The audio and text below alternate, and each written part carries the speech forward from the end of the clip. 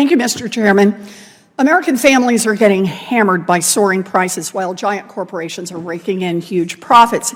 And one big reason for that is that corporate lobbyists have rigged our tax code to reward offshoring.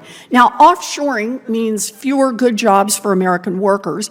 It also means overseas supply chains that keep breaking on American consumers. Professor Shambaugh, if confirmed, you would be Treasury's top international official leading work on investment issues.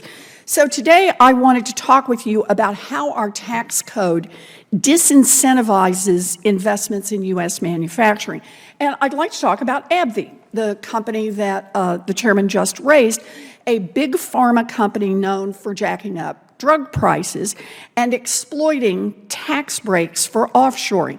Now, AbbVie has manufacturing in Ireland where it pays just 12.5% of its profits in taxes. Now the U.S. has international minimum tax rules that are supposed to prevent the abuse of tax havens, topping up AbbVie's tax bill if it pays too little overseas. But giant loopholes in this minimum tax mean that AbbVie still gets a huge tax break for investing in Ireland instead of the U.S. Professor Shambaugh, do you agree that our tax code should level the playing field for U.S. manufacturing and incentivize investments in the U.S. rather than in tax havens? I would agree that we would want our tax code to encourage investment and production in the United States. Okay, so let's dive into that a bit more. I agree with you, but tax loopholes are rewarding AbbVie's offshoring of drug manufacturing to tax havens. But here's the part I want to focus on. It gets worse by including tax incentives to offshore to high-tax countries as well. So take Germany, where AbbVie also has a manufacturing facility, and the corporate tax rate is about 30%, much higher than the U.S. rate of 21%. You would think that would mean investing in the U.S. is more attractive than investing in Germany. But because our international minimum tax rules look at all foreign taxes in totality paid together, AbbVie can use high taxes in Germany to shield its low-tax Irish income. AbbVie would not get the same benefit for paying U.S. taxes, so it's actually incentivized to invest in high-tax Germany rather than investing here in the United States.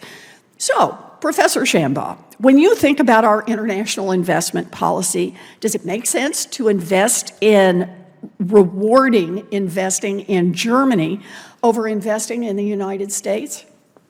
I think we as a country do better when companies are choosing their location based off the skills of the workers and productivity of the economy and not gaming tax rates. All right. So, look, I agree with you on this. Our international tax rules are broken, and incentivizing companies like AbbVie to invest everywhere outside the United States, low tax, high tax, makes no sense at all. So, would it surprise you then that AbbVie has used these broken rules to slash its effective tax rate in half, and that it books 99% of its income overseas?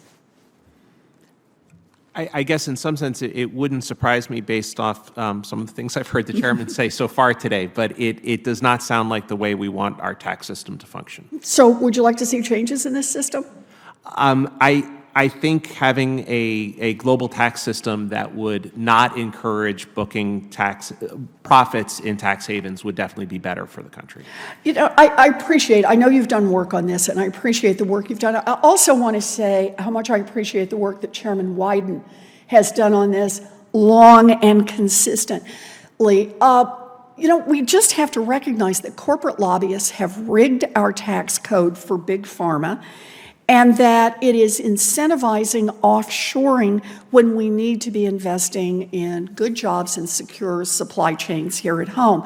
This is why Secretary Yellen has negotiated an historic minimum tax agreement, and why congressional Democrats are working to end big pharma's overseas tax breaks and to lower prescription drug prices.